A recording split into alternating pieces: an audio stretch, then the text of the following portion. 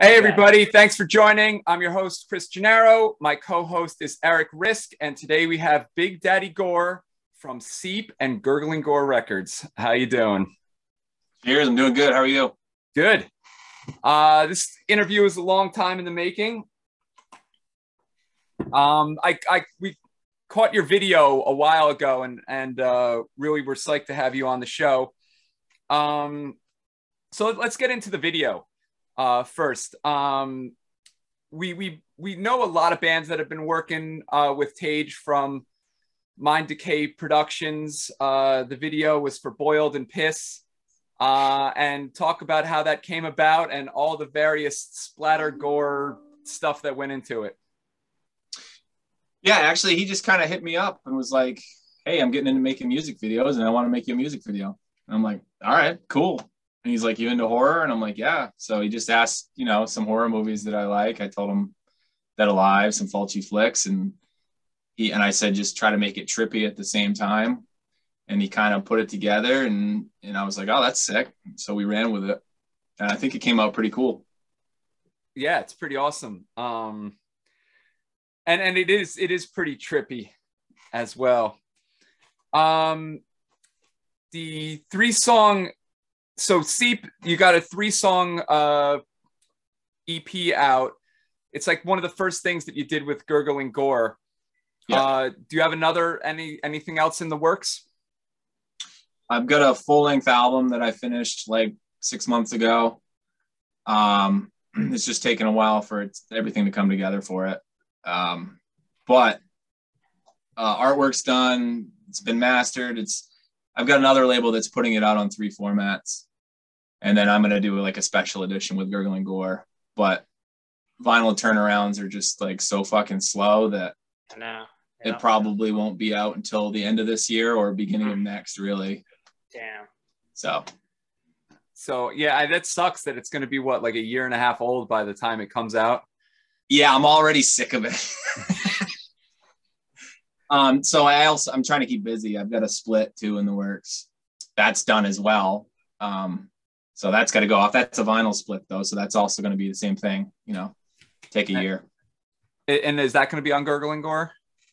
That will. Okay. Yeah, it's going to be a co-release with another label. Who's on the other side of the split? Can you say? I haven't said yet. Keeping it secret. Secret. Okay. Yeah. Cool. Okay. I definitely noticed going down the Gurgling Gore list, there's definitely a couple of familiar names on there and a couple of people who have like multiple bands and stuff. We had Daniel and Brendan from Gut Void on, and it looks like you guys are pretty tight with them because they have a couple of different releases I'm seeing on your list. Yeah, because Daniel's got Fumes as well, and I did a Fumes Thorn split pretty early on. That was probably a year, 2 years ago at this point, maybe. And then he's got Intestinal Hex. That's another solo project of his. And then, of course, there's Puke Wraith. So I did the Intestinal Hex and Puke Wraith split. That's pre-orders are up for that right now. So that's those guys. They're just, Daniel especially is just like fucking, he's got 100 projects and they're all killer. It's like, I don't know how you do it, man. Yeah, of course, I also, speaking of that too, Daniel's got Internal Infestation, which I do vocals over. But he does all the music and I do the vocals. It's kind of like a death thrash thing. We did one demo and hopefully we'll do more. Yeah, I have that in my notes. That was not on Gurgling Gore, interestingly enough, though, I thought, right? It wasn't. Yeah, I was kind of too busy at the time to put it out. That came out on Goat Throne did the cassette, and then Funeral Hymns did the CD. I was going to ask you if Meat Sack was going to be joining us. Meat Sack was a friend of mine. I kind of wanted to have Seep be a full band in the beginning there, so I brought him on to do the bass parts, and it didn't really work out. And we couldn't find any other members anyways. So I was like, you know what? It's just a hindrance at this point. I'm just going to do this full length myself. So that's what I did. So is Meat Sack bummed out about it, or he's just like, I understand? I mean, I assume he gets it because it's like it's a pain in the ass. Yeah, he got it. And it was like right at the beginning of the pandemic too and shit. So it was like, it's just going to be easier for me to do it myself. And plus I just have a clear vision. I don't think I'm a control freak, but then I guess I am apparently. So I just have a clear vision with every project I've ever done. And that's probably why it always ends up being a solo project. I live in Maine too. So it's like, it's very spread out. You know, if you want to have band practice, you're traveling an hour and a half, 2 hours, so it's a pain in the ass. Sure. So who's doing the drums on the Seep stuff? Is that programmed or? Yeah, it's programmed. It's me programming it. Okay. Because it sounds awesome. Cool. Thanks. No, and I think early on, in my experience, when I had drummer problems, and who's in a band that doesn't have drummer problems, we went with Machine for a little bit, and it was so hard to get the natural sounds out of those machines in like the 90s, late 90s.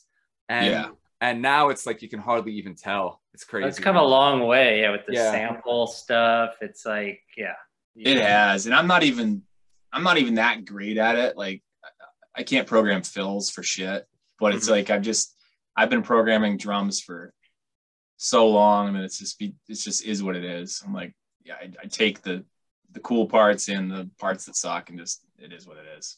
Mm-hmm.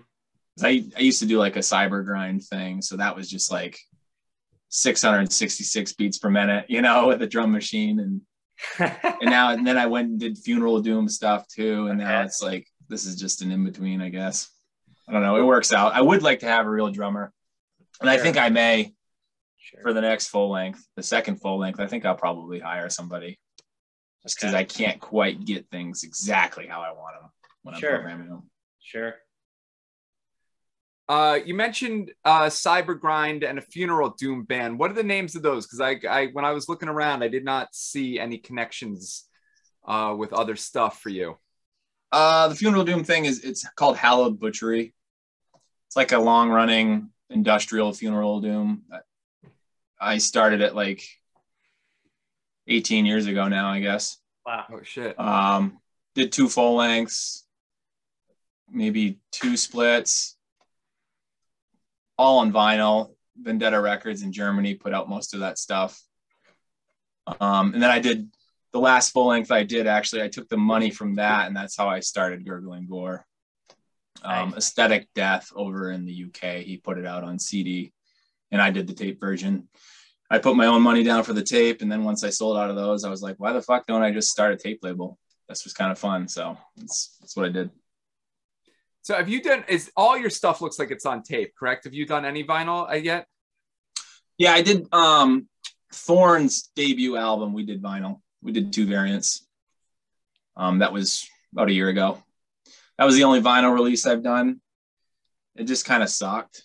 Like, it sucked to ship all of that. What's that?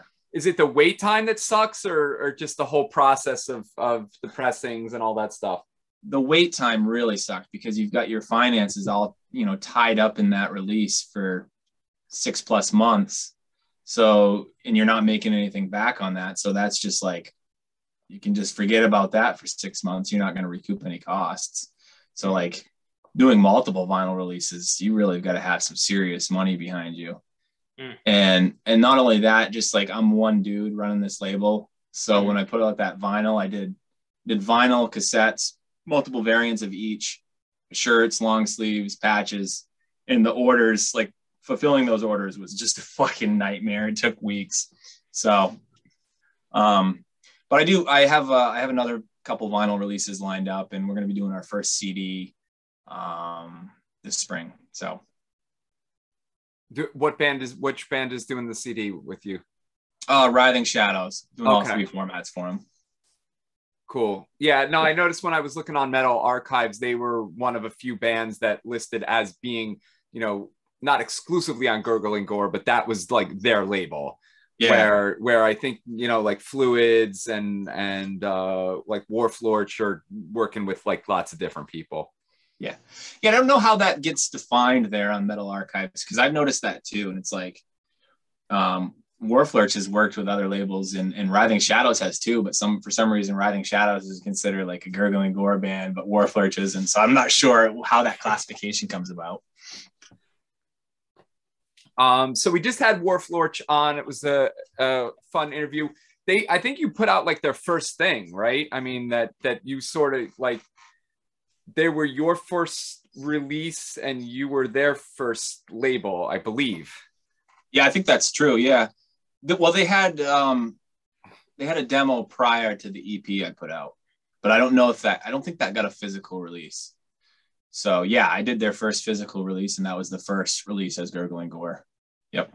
And that just came about I started the label because I felt like I needed a label behind Seep. I didn't want to shop that demo around to labels. I just wanted to put it out myself, but I wanted a label behind it. So I'm like, I'll just make my own label, you know? Mm-hmm. And then I'm like, well, I need bands to have a label. So I went scouring the internet and found a couple bands that were cool, and Warflorch being one of them. So we started chatting, and he's like, fuck it, let's do this thing together and start from scratch and see where it goes. Cool. Are you getting like, I feel like every label must just get tons and tons of demos, and most of them probably suck. Not that I want to name names and stuff, but do you get like tons of shitty demos and good demos, and isn't that a complete pain in the ass to go through that stuff?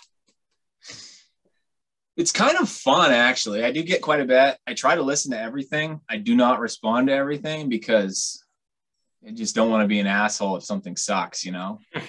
But, and then I also like, sometimes, man, it's so quick because there's so many little labels that it's like, if I don't act right away on a cool demo, like it'll take me a week to listen to it, let's say.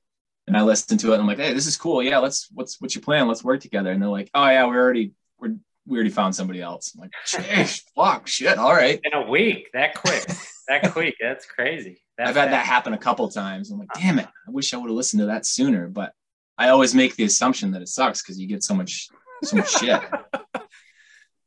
So many people send demos before, like it's like, dude, you should work on learning how to play your instrument first and like how to craft a song. I mean, I don't care if the sound quality is shitty. I just want to hear a good song and good riffs, you know? Mm-hmm. But when you have like shit sound quality, shit riffs, bad songwriting, and then I'm like, oh, fuck, dude, you don't need a label. You need to spend some more time on this. Yeah, I think that there's some Facebook group called Sorry I Didn't Come to the Show, that all they do is make fun of local bands that suck. Oh. And it's a never-ending amount of material, right? I mean, I think that's like 98% of what we have in Maine. There's very little scene, and I mean there are a few good bands from the state, but you can count them on your hands, you know. So most of what you have here is just really, really bad, like Disturbed kind of sounding shit. Still stuck in like 99, 2000s. Damn. You care. So we always put the links to all the bands we talk about. We'll put all the Seep stuff and Gurgling Gore links and everything. But who are the? You mentioned that there's like 3 good bands in Maine. What are the 3 good bands? Yeah, I don't even know if there's 3, but there's there's Falls of Raros. They're like a melodic black metal band. They've been around for a long time. I haven't honestly kept up with them, but they're like consistently, you know, getting 10 out of 10 stars when I see them in magazines and stuff. So if you're into like black metal, that's like, well, if you're into black metal, you probably already know them. I'm not really into black metal, but good guys, and played shows with them over the years, and they've kept at it for, I don't know how long they've been around. It's probably close to 20 years at this point, and they just consistently put out good shit. So I'm trying to think of what else from Maine there is. I feel bad. I'm probably forgetting some other good band that is out there, but I can't think of it at the moment. Even when there were shows happening pre-pandemic, I feel like a lot of the local openers were coming from New Hampshire and Mass. So that's, you know, that's kind of one of the reasons why I wanted to start Seep too, because I'm like, I want to play some really fucking heavy down-tuned death doom in Maine, you know, because there was a promoter at the time who was bringing a lot of cool death metal bands up. And I'm like, well, we need some cool openers. We got nothing. But it's too hard to find somebody to play with. So maybe someday.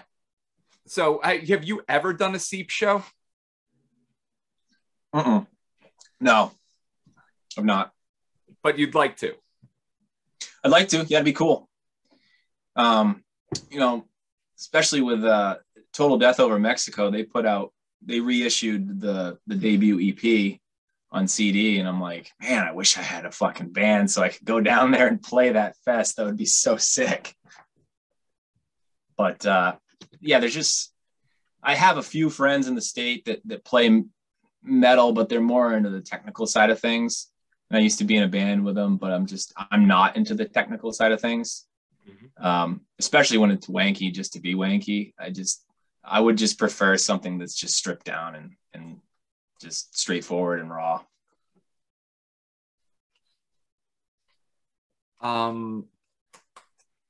Let's talk about some of your influences and stuff. I keep seeing the name Autopsy listed, but I don't feel like they totally sound like you guys. Yeah. And Mythic, that's the Pittsburgh band, right? Yeah, old death doom band. Yep. I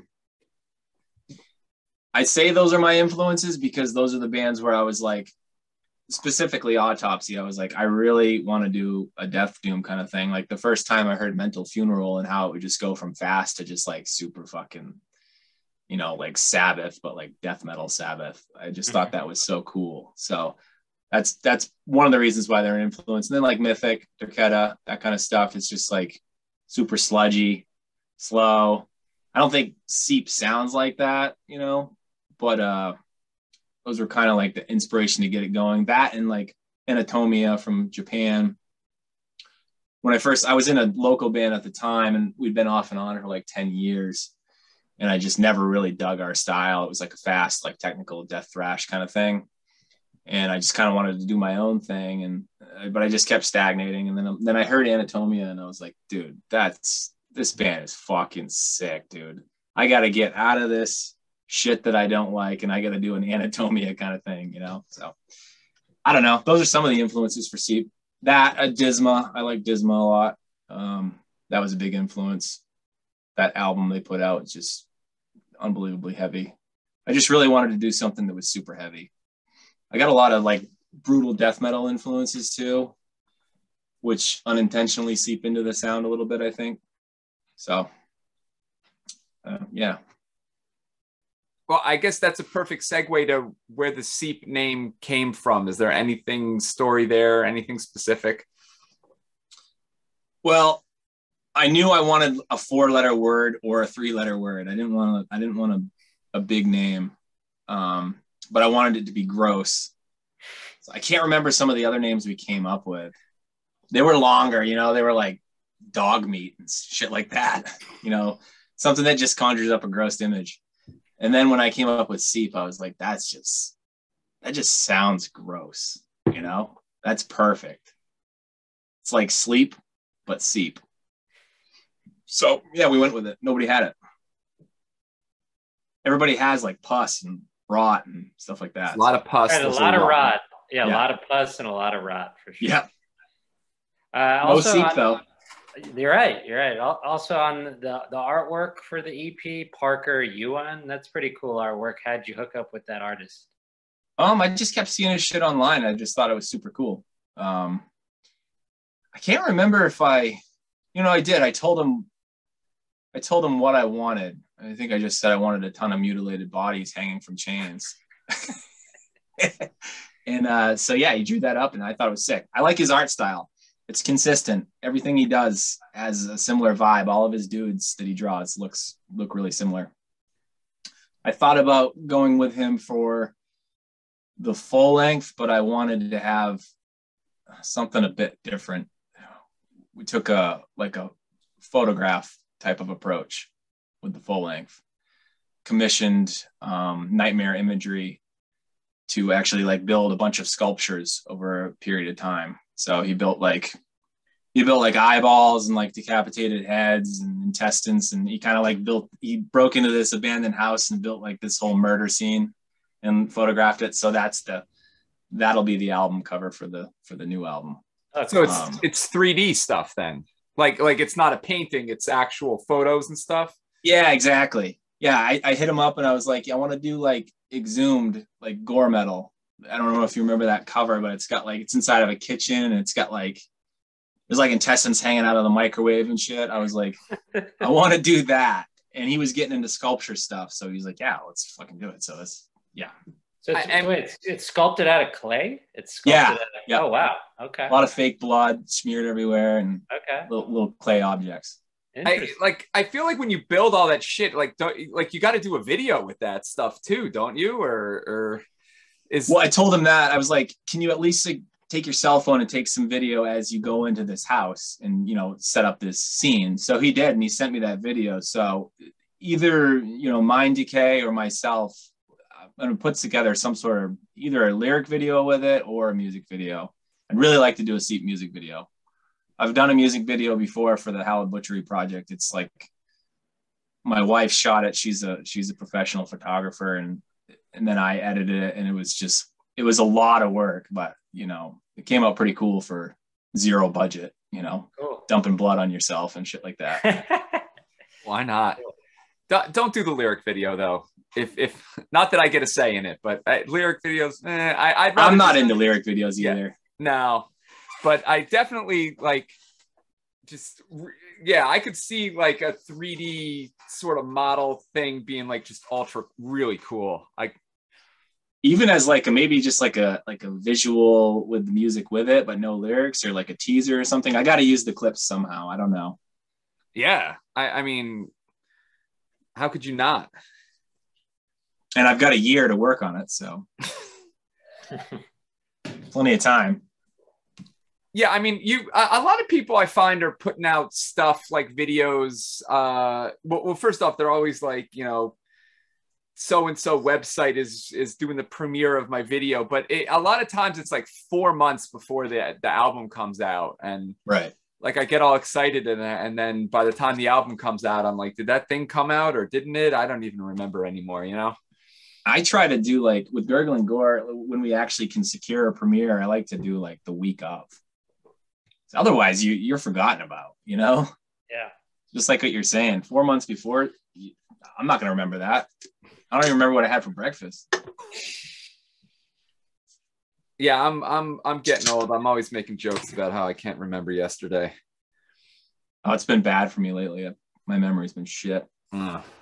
Also, I mean, there's so much like content and bands coming out, like way more than like before. Way more. It's like there's no way to keep up with it all. It's so much stuff. It's a positive, but it's also, I guess you could see it as a negative too in some ways. It's just like overwhelming sometimes. And especially when, well, not to talk shit, but like, especially since like so many bands have such a similar sound a lot of times where you're like, okay, I've heard this before. And you're like, do I want to check out more bands? Because I've heard all this shit before. But it's refreshing when you hear a band that's just like doing their own thing. Yeah. Yeah, I think we end up talking about that mostly off the air, but how I'm like, yeah, this band is good, but they do sound like 10 other bands, and it's just, but yeah, is what it is. While I don't like lyric videos, I am super interested in your lyrics and if you are putting them out or they are available anywhere. Yeah, the lyrics for the EP, I think I have them on the Bandcamp. Okay. I included them with the CD. I think Total Death still has copies of that. I just sold out of them, but Total Death has copies, and I included the lyrics in there. They're not poetry or inspirational or anything. Yeah, but one of the songs is about interdimensional sodomy, so I figured that's got to be a good read, I don't know. Yeah, that's the first track, Buried in Phlegm. And then I did have to Google the Europhilia. So oh yeah, the piss fetish. The piss fetish, yes. So I figured that out on my own. Boiled and piss. That song's about like hacking up people and cooking them in their own piss. It's funny. Their piss, not your piss. Right. Okay. You're hacking them up. You're taking out their bladders. You're draining their bladders into a pot, and then you're hacking them up, boiling them in it. I feel like you definitely got some horror movies in there somewhere. I like 80s horror that doesn't take itself too seriously, or that takes itself really seriously, and then it's just like funny. I mean, with Seep, I just tried to like with my lyrics, I'm just trying to think of the grossest shit that I can, and then I get a chuckle out of it. I'm like, okay, that's good. It made me laugh. Let's flesh it out. I assume that is how you became Big Daddy Gore. And the guy from Warflorch said that you like to call each other wacky names. Is that maybe where that came from, or were you Big Daddy Gore way before that? I think he might have assigned that to me. Okay. He was calling himself Daddy Lurch. Daddy Lurch. Okay. Yeah, and I think he called me. I was like, well, I don't want to go by my real name. Yeah, I think he might have just called me Big Daddy Gore. I've heard people call me Papa Gore, which is funnier. That's pretty funny too. I like Papa Gore. Yeah, Mr. Gore. My wife at Christmas time, she puts all the presents to Big Daddy Gore. Okay, so does your wife have fun with that? Does she know that you're Big Daddy? I mean, obviously she knows you're Big Daddy Gore, but she does. Yeah, she knows I'm Big Daddy Gore. Yep. I think even my kids know that. Big Daddy Gore. So. Do they understand it? No, God no. God no. Okay. They don't know what I'm doing. Okay, sure. Are they like? I hope that. Yeah, go on. What's that? No, I was just gonna like your kids are like, do they get to be like Prince and Princess Gore or Junior Gore Jr.? I don't think they want to. They don't. They're not. No. No. My daughter, she thinks metal's lame. Oh. What? That's yeah. Funny. That's funny. I don't know if there's, maybe there's hope for my son, but my daughter, she's into like Korean pop. So. Oh. I always knew that my kids would rebel in weird ways someday. Yeah, my son's halfway between rebellion and acceptance. It's like, it's weird. Yeah. It's funny though when they rebel against that, because it's like you're into like more underground and subversive stuff, and they're rebelling against that. Like you're cool, right? And they're rebelling against what's cool for stuff that is more mainstream in a way. But because you're the parental figure, they're rebelling against their parent. Yeah, exactly. I try to tell her that someday she'll realize that I'm cool, but it's funny. No, I think there's some meme that's going around or went around years ago, and it's a picture of the guy from Slayer and his daughter's like shooting him a look like he's just lame. Yeah, I've seen that. You've seen that, right? In the caption, oh yeah. The caption's like, you can be in Slayer and your daughter's still gonna think you're lame or something like that. Yeah, it's so true. Yeah, I definitely sent that around to all my buddies and bands when I saw that came around, especially the ones that had daughters, and I was just like, just so you know, this is gonna be your future, dude. Yeah.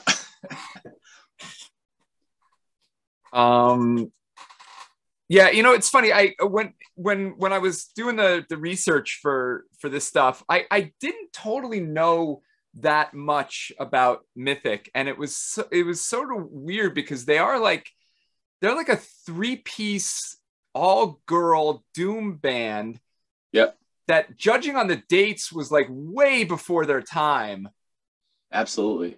And they didn't seem to go anywhere or get any like publicity. And when I don't mean mainstream publicity, but even like, where, in the late 80s where like anybody who was in a death metal band was getting signed. Like, I don't know why they didn't get more publicity than they got.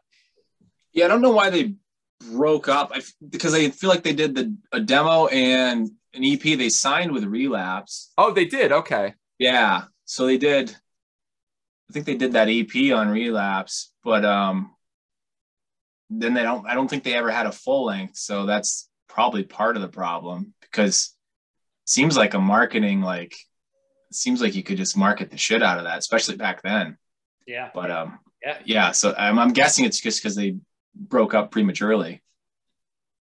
I don't know why they did, but then you also have like Durketta, which is a similar kind of thing. That's an all-female death doom project, but I don't believe they had a full length in their heyday. They had to reform, so they have a full length in the 2000s, which is really good. I don't know if they're still active or not. I'll have to check that one out. I'm not sure I know that one. Oh, it's good. I know them. I've heard it. Okay, good for you, Eric.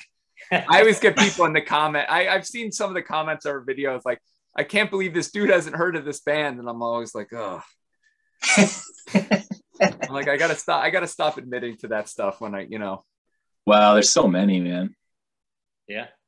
You can't know them all. Yeah. You're coming at it from a doom angle anyways, aren't you? Is that what I remember? Yeah, I mean, I like down-tuned doom. I like the brutal death stuff. I mean, obviously I'm old as dirt, so like I was all into like the speed metal and thrash in the 80s, but I don't know if I've mentioned it before, but like the minute like Carcass came out, I was like, okay, forget all that. Like that, this is, like I never listened to speed metal again after that. Like as soon as, Obituary and Carcass, Napalm Death and Pitch Shifter, Godflesh and all that stuff hit my hit my cassette deck, that was it for the speed metal. Carcass seems to have that effect, because that's the band that really got me, that threw me overboard. It was with Heartwork though. My mom gave me it for Christmas back when I was a teenager. I asked for it. Oh, okay. I'm like, I really want this album. My parents didn't give me Heartwork for Christmas. Yeah. Well, the album cover was safe, so that's why I was like, you know what? I can get away with asking for this, because my parents were really religious.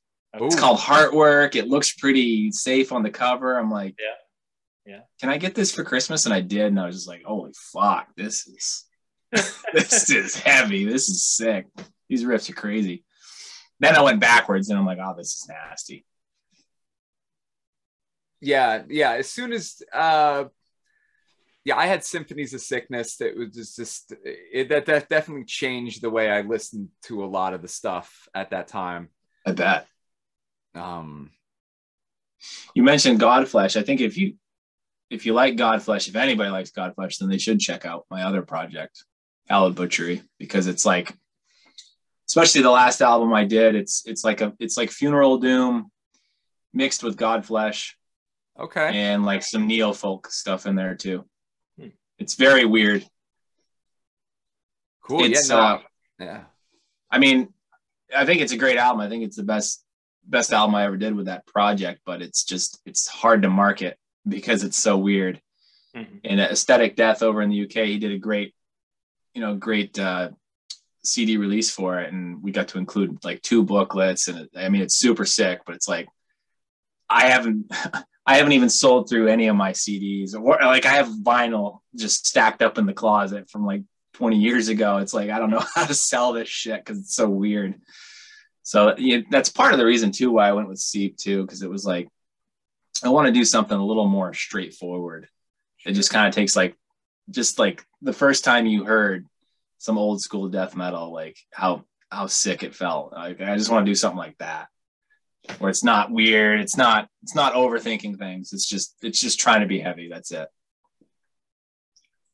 Yeah. I love the downtuned stuff. And, so yeah, when I saw that video, I was like, okay, this is my stuff here. Oh, good. Cool. It does though, in the middle of Boiled and Pissed, it changes a little bit, and there's a little thrashy part in the middle of it. Yeah. Right? And then it sort of comes back to just curious why like how that worked itself in there. I just had that riff in my pocket, so I threw it in there. It's kind of weird, like writing music by yourself. Like in a band, you're like, because I've been in bands and you're able to like flesh shit out a little more. But when you're just like jamming by yourself with your guitar and you're just playing a bunch of riffs and you're like, oh, that riff kind of goes to that riff. And then like, and I record them on my phone so I can just remember them. Otherwise I'd never have any songs. And then I'll go back through these riffs and I'll be like, wait, it's like almost like a serial killer kind of thing where you're like attaching the strings. You're like, wait, that riff over there could turn into that riff. And then, you know, you got this whole, and you're like, hey, I got a song. And then I just had that thrash riff. So I was like, oh, that'd be kind of cool. Just threw it in there. But like with the new album, it's like, I tried to put more of like a Gore grind influence in there too. So it's like, it'll go from like slammy fucking death doom. And then we'll go into like a Dead Infection, like Gore grind, blasty, pitch shifted vocals kind of thing. Yeah. I find that the blast beats are probably one of the hardest things to do with the drum machine over the years. You know, again, like I just remember trying to do them, and if you don't get it right, it sounds like a broken record, like something that's just skipping, you know? Yeah. You almost have to accept that. Like you got to be like agoraphobic Nosebleed, how they were just like, fuck it, this is a drum machine, and they just blast. I don't understand. Well, first off, I'm convinced that with agoraphobic Nosebleed, that there's a real drummer in there somewhere. I refuse to believe that he's actually like programming that shit in. Yeah. Like there's got to be some type of MIDI drum set or something that's maybe. Yeah. Or something. Well, because you can get these big sample collections that have MIDI. They're like MIDI collections, but it's written by drummers, you know? Well, that's what I use. Okay. Yeah. I have, it's actually Drum Kit from Hell. It's Meshuggah's like packaged sample kit. I got it like years ago when he first came out with it. The snare drum is not from the Meshuggah kit. The snare drum is just a snare drum I sampled because I wanted more like brutal, like Gore grind snare drum.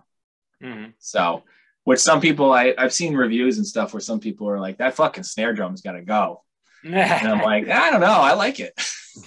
I like a little bit of ping in there. It definitely stands out though, the snare on the EP. Are you doing something similar on the album? Yeah, same drum sound on the album. Same exact drum sound. Guitar sounds pretty similar. I don't know. I've shared it with maybe two other people. Two other people have heard the album. They said it sounds different. So I hope people like it. I guess it's got a different sound than the demo does. So how many? I didn't layer the vocals. I didn't bury the vocals. Like, you know, they're not coated in reverb. They're like super dry, super upfront. There's very little atmosphere on the new album. It's like, I just stayed away from the reverb. Like, I like bands that do that somewhat, but I get a little sick of like when I'm hearing a band and I'm like, this riff's cool. And then the vocalist comes in and he sounds like he's in a toilet or something, just like, or like he's in a hall down on the other end, you know. It's like, I don't know. I really like that upfront sort of vocal approach. Just like, it's right there. It's right next to your ear. I don't want him to sound like he's in a cave. So I kind of took that approach with this. Just like everything's very dry. And I don't know, maybe people will like it, maybe people won't. We'll see.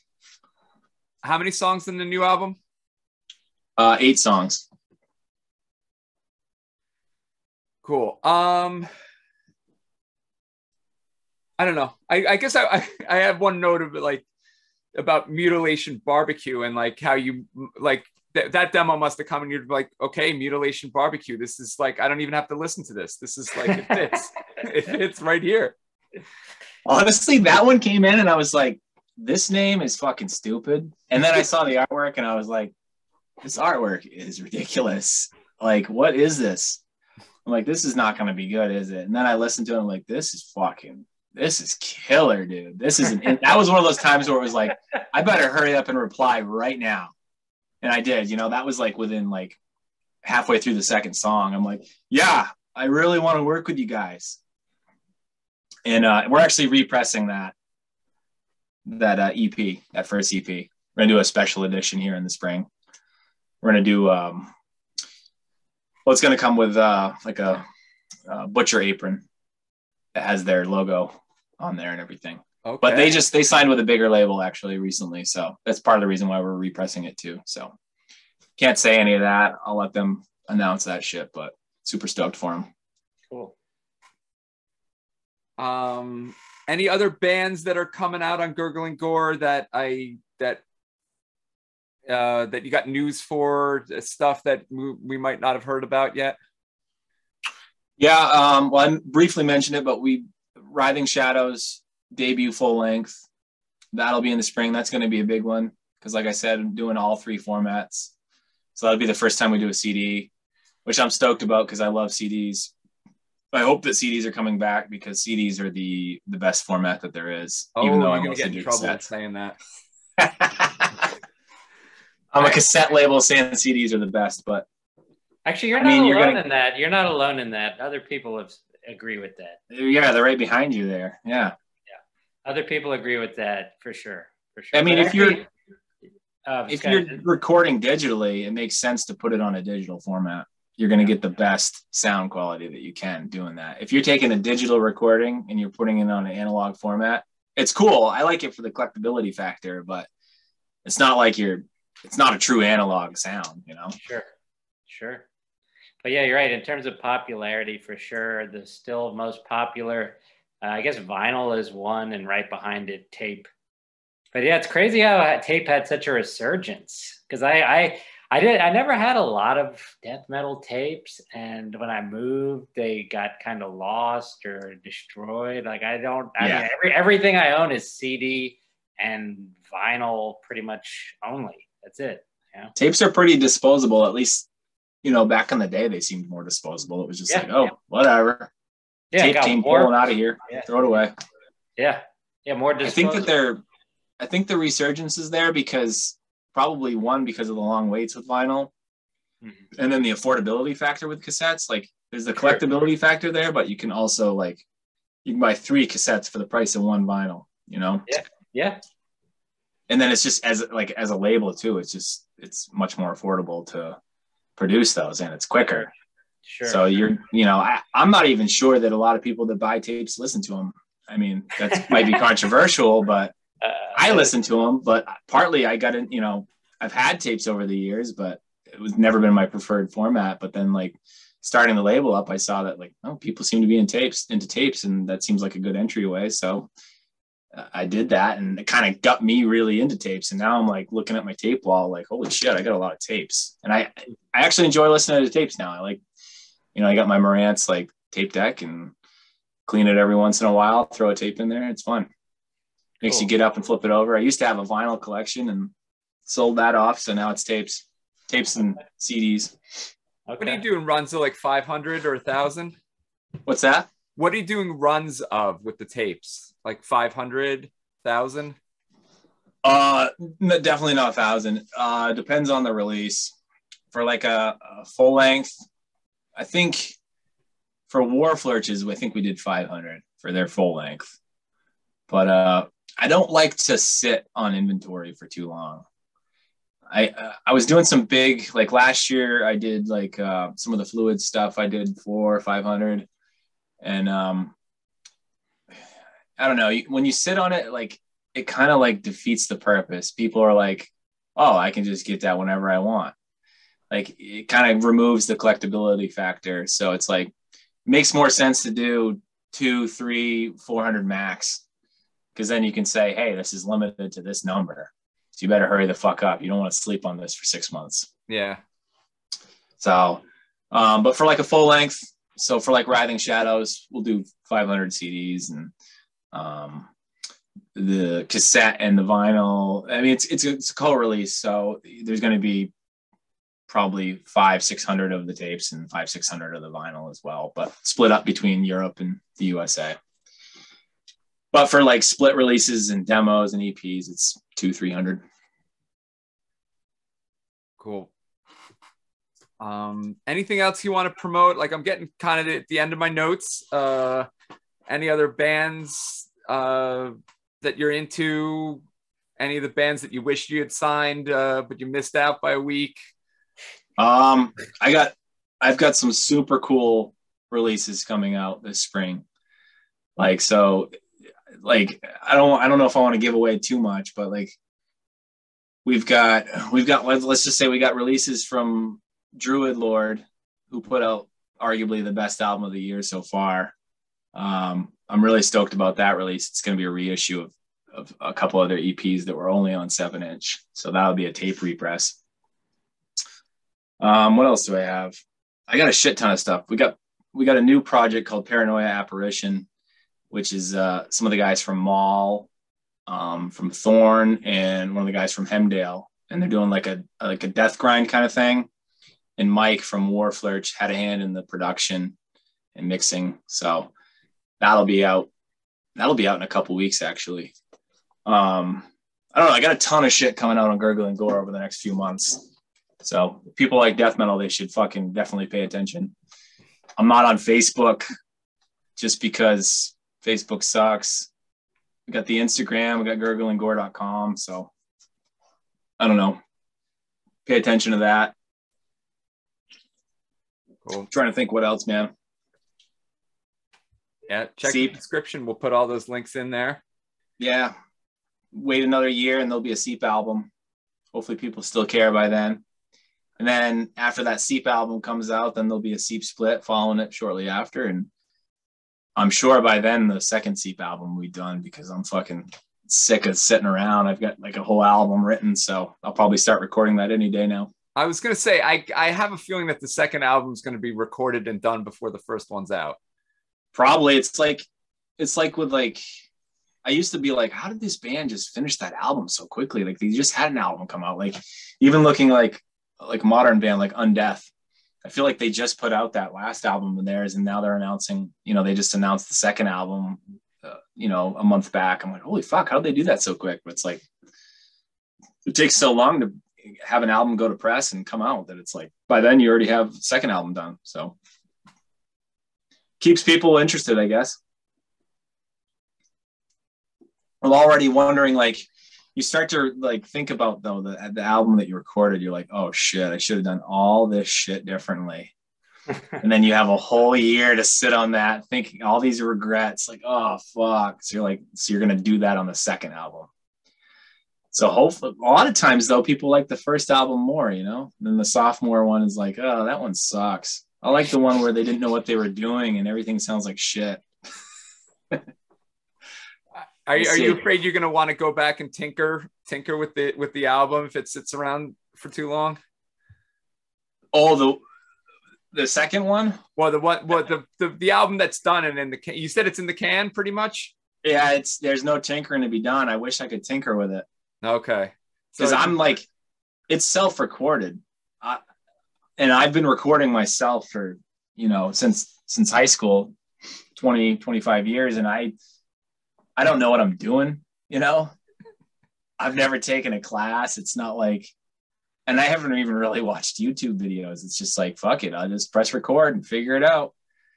And it seems to work somehow over all these years. But like when I send it off to be mastered, he's like filling me in on all this technical shit. He's like, you realize all these things that you did wrong here. And I'm like, how do you know this? You're just listening to like this file. How do you know that I did shit wrong? And he's like, pulling out mids and stuff and like showing me like, and I'm like, oh fuck. So now I have all this like knowledge for the second album. I'm like, oh man, I wish I could have done all that stuff. It would have been that much fuller and heavier. So wait, you mixed it or no? Yeah, I mixed it. Yep. But then you had someone else master it. Yeah, I had Greg from Earhammer. He's in Autopsy now. I had him master it. Okay. Yep.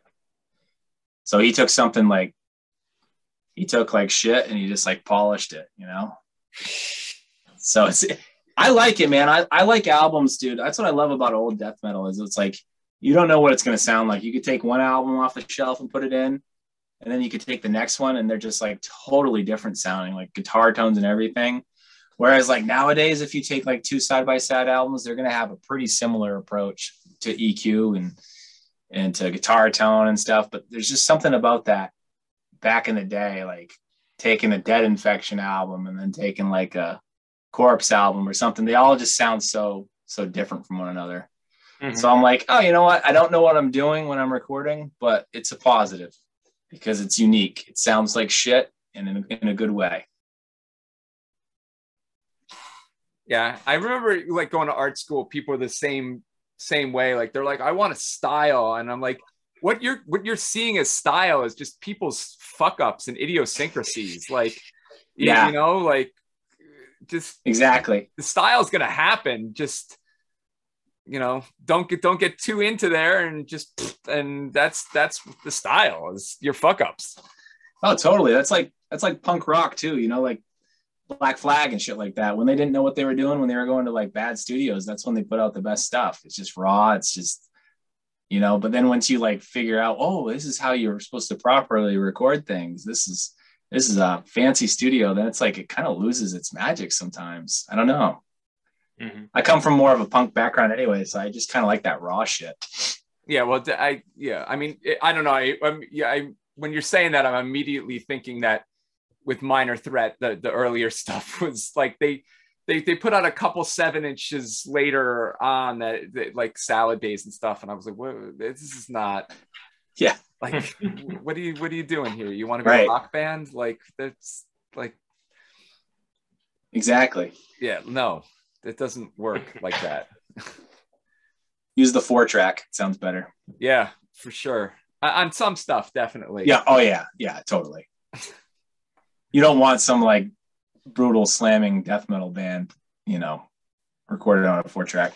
No, and I've heard some of that too, and I think a lot of that is with live videos too. I keep trying. I keep getting suckered into watching these like, see my band play live at Vomitus, and I'm like, oh, like it looks cool, but oof, the sound. And it's not because the Vomitus sucks. It's because it's the fucking shitty little microphone they have on their camcorder is for crap. I'm not a live guy anyways. I fucking hate live albums. I don't even care if it was recorded well. I've never liked live. I don't know. I don't know what it is. Can't put it into words. I just hate live shit. I don't mind going to see a band, but even then, sometimes you go and see a band and you're like, wow, they were heavier on recording. Like the tone's not there. It's just like noise. But then again, some bands you see, like Primitive Man, for example. I don't know if you're familiar with them. Oh yeah. Like when I saw them live, I was like, wow, that is fucking heavy, dude. Yeah. I mean, they're heavy on recording, but live they like master it too. It's equally as heavy. What's more heavy because it's so loud too. Yeah, and I've seen a lot of bands that don't do that. Sure, and I mean they tour so much too that they're just like locked in. You know what I mean? Exactly. They do a ton of touring. That's part of my apprehension too with Seep in a live setting is it's like I wouldn't want to, because I've done it with my previous projects where like I've had bands learn the songs and we do it live, and it's like even as I'm playing it live, I can feel that it's not as heavy. Mm-hmm. And I wouldn't want that with Seep. I would want it to be more heavy. So there's definitely some science there with guitar tone and what it's beyond me, really. Sure. Yeah, I think Eric, you just saw Primitive Man, right? That was December. Yeah, that was good. Yeah. For me, that's December is just the other day. So I know. Actually, it's been it was the end of December. So like 2 months. 2 months. Everything is just the other day. They're coming back up. They're coming up here. Maybe they're coming where you guys are too, but they're coming up here in the spring with Mortiferum, which is cool because I really like Mortiferum. So we really don't get shows in Maine. So that'll probably be the first show I go and see since before the pandemic, which was Immolation, I think is who I saw before pandemic. Oh shit. Yeah, they're playing that tour here, but I think it's surrounding what is it? The time periods around Maryland Death Fest. So actually, the headliner of the show here is Candlemass. I saw that. That's fucking cool, man. I'd love to see Candlemass. I think I'm gonna go to that one. Yeah. I'd go to that in a heartbeat. Yeah. It's at a pretty Candlemass is one of the bands where I was like, because it used to all be about speed for me. Yeah.